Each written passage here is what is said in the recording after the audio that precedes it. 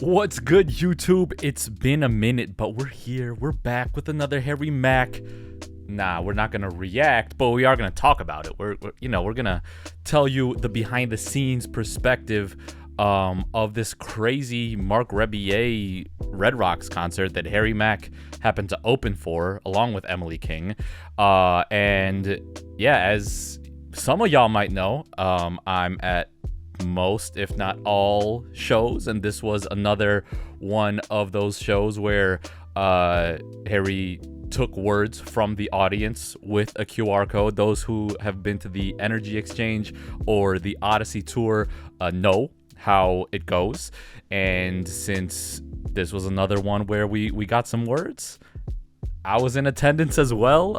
That's kind of what I do with the shows, is I sift through in the 15 to 30 minutes, depending on the show and the structure, all the entries from the QR code and all the words that kind of fill in, and then I curate it for Harry. He has no idea what is going to come up, but I help with the filter. You know, a lot of the times he's not trying to have a word he absolutely doesn't know, or if he does, he only wants that once, right? He doesn't want the whole structure of the show or the flow of the freestyles and whatever to be disrupted by multiple times of him not knowing the word. And yeah, it's a dope moment for the audience when, you know, Harry might not know something, or it might not be a dope moment every single time. If there's like 4 words in a row that he doesn't know, it's just him consistently either asking the audience for the definition or skipping it, which also isn't a pleasant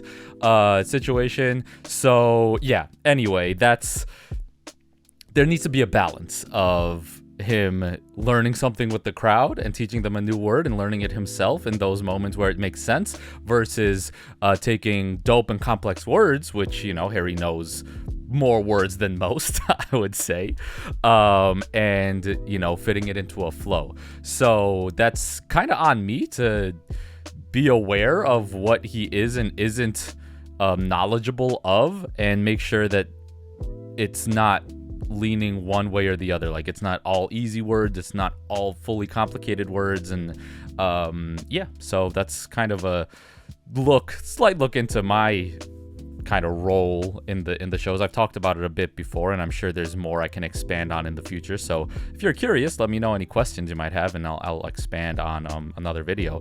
But back to Red Rocks.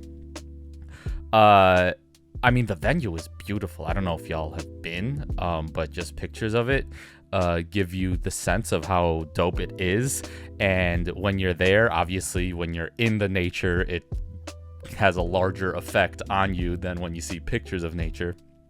So just the rocky, mountainy nature of it all is amazing. It's just a huge stage with, like, I don't know how many, I think 7,000 to 9,000 capacity. Definitely 7,000, but it might be a little bit more, somewhere around there. And it was pretty full. Like, when you looked from the stage out, which I'm side of stage, so I had that view from the stage, it looked pretty full. So there was a good minimum 5,000 to 6,000. I would guess probably more, probably closer to the capacity of the venue.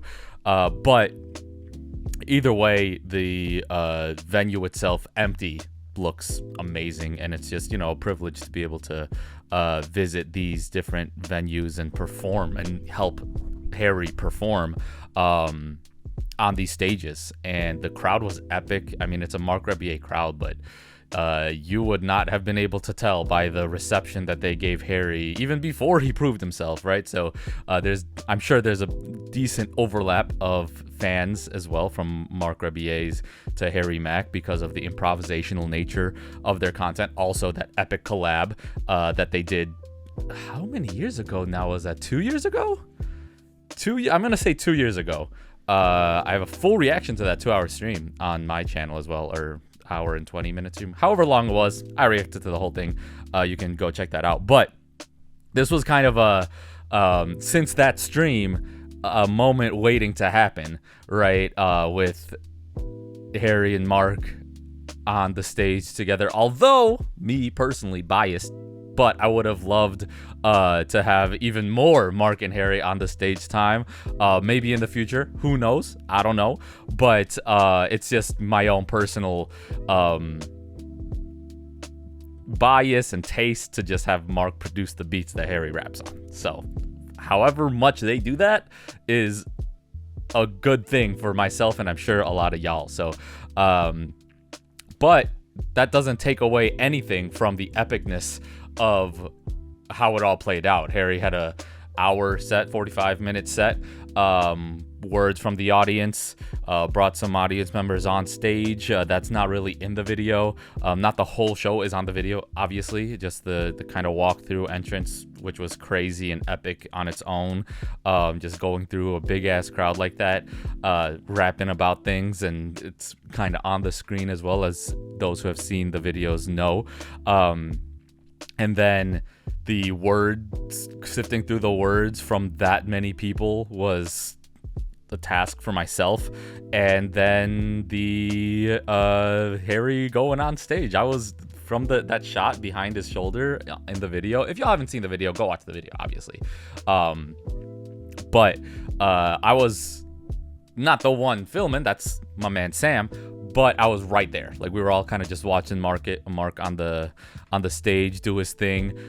There is an inflatable dick on the Mark's table thing. Shit got a little bit wild during Mark's set with people. There was this dude just in a full-on dick costume, or just had inflatable penises, and then he brought him on stage, and then there was this other girl that was kind of crazy, either just naturally like that or just drunk or whatever. I mean, they were a good time, I'm not talking shit, but, and maybe crazy is a wrong word, but it was eclectic to say the least, but it made for an amazing show, a hilarious time.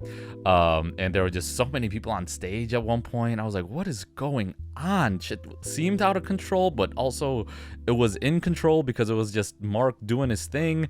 I had been to a Marc Rebillet show before, last year, I think, and that was an epic show as well. However, it wasn't nearly as crazy as this one. This was just all over the place, with guests coming on stage, Harry and Emily having the moment with Mark on stage, Coldest Love, amazing song. There's some other recordings of it on YouTube as well, where it's the whole setup of the song. And I mean, that was just a moment that we were all waiting for and excited that it was able to happen, with Emily on the hook, Mark on the beat, Harry with the verses. So that was just an epic moment, and we were just kind of watching side of stage like, damn, this is really happening. Also, it was cold as shit, rainy. Shouts out to everyone who was there and kind of had a good time regardless. Shouts out to Harry, Emily, and Mark for performing outdoors in those cold conditions. I'm sure it's tough on the vocals, it gets you tired quicker, and everything that goes along with it. It's just a testament to the performers they are. And yeah, I mean, there's not much else to say besides that I'm lucky to be a part of this. I'm happy to have anyone listening to this part of the video as we're closing out here. That's about it. I hope to see y'all chilling with me 2024. What we got in store. Shouts out to the single by Harry, but also I'm excited for what I'm looking to put out there for y'all too. So anyway, let's get it. We out. Appreciate y'all, and talk to you next time. Peace.